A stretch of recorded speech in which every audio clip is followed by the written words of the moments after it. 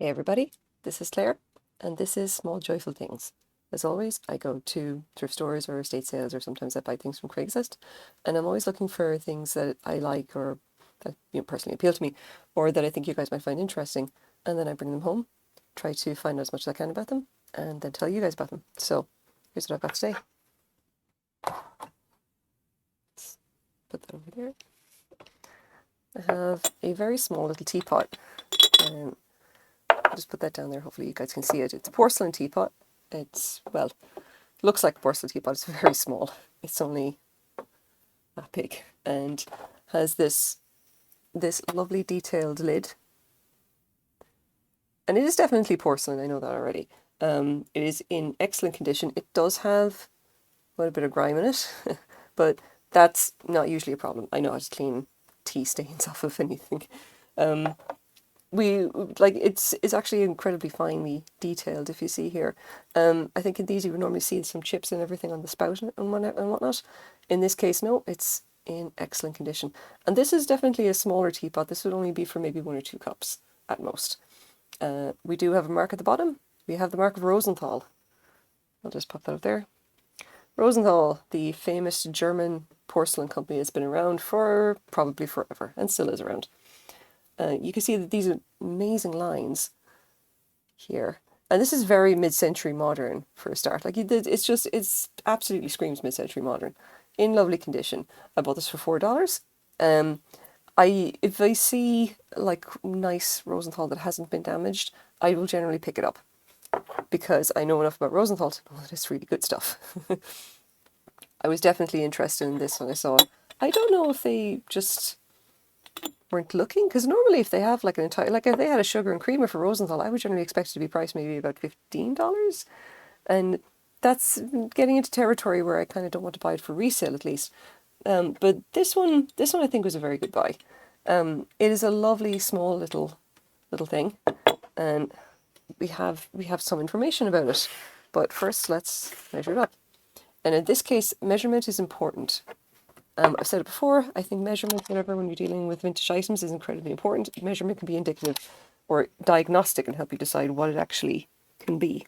So this is about 4.5 inches, 4.5 inches tall, 5.5 inches from the spout to the handle, and then 3 inches across.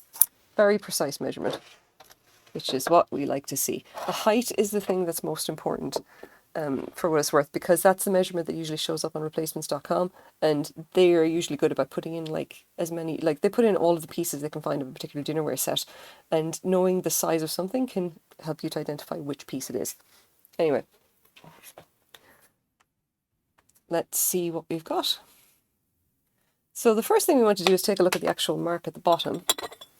Rosenthal themselves, there's a collectrosenthal.com, and they've helpfully provided us a nice, essentially a visual archive of all of Rosenthal marks going back to, if I check this, going back to 1887. The first one is 1887, 1891 is the first real Rosenthal mark, like here. Definitely worthwhile, very much worth a look if you want to really kind of dig into roughly when your Rosenthal piece has been made. This one is not actually represented anywhere here. Now, if you can take a look at it, you see that it says Rosenthal. It's got the crown, it has the crossed bit here, and it also got Germany, and there's a dot below it and a dot to the right of it. That's helpful for us. Now, if I scroll down quite a bit, skip back here, you can see in the 1950s, 1960s, this is when basically they started doing this kind of thing. If I'll just, now you can see here that like we've got Rosenthal Germany and it's got 2 dashes below it. Rosenthal Germany with nothing around it. Rosenthal Germany, but there's a dot right there below the, come on iPad. And where are we? Wait.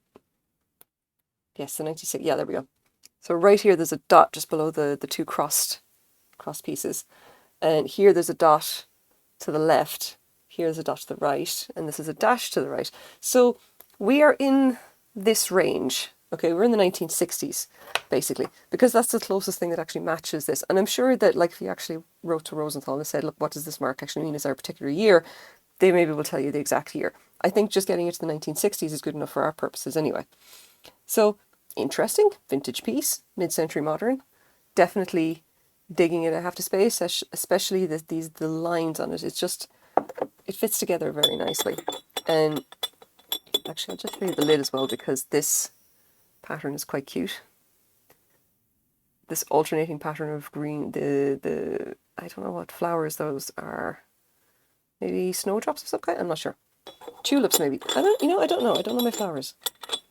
Anyway, can we identify the pattern? And to be honest, after trawling through about 7 pages of stuff, I eventually did find the pattern. It is the Rosenthal Continental.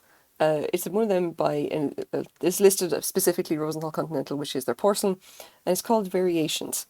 And that doesn't really help us much, in fairness, but replacements.com does have some stuff. There is a pattern code for it. It is discontinued. Doesn't say when. Well, that's great. But you can see here that the pieces are very much in the style of what we've got, which is great for our purposes. And what we have here is something that might be it, which is 5.5 inch, 3 cup small coffee pot with lid.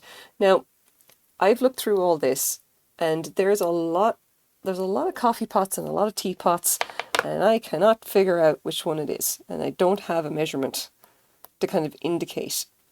But I do have, let's scroll back here a little bit, under the stuff that is out of stock. Scroll up, scroll up, scroll up.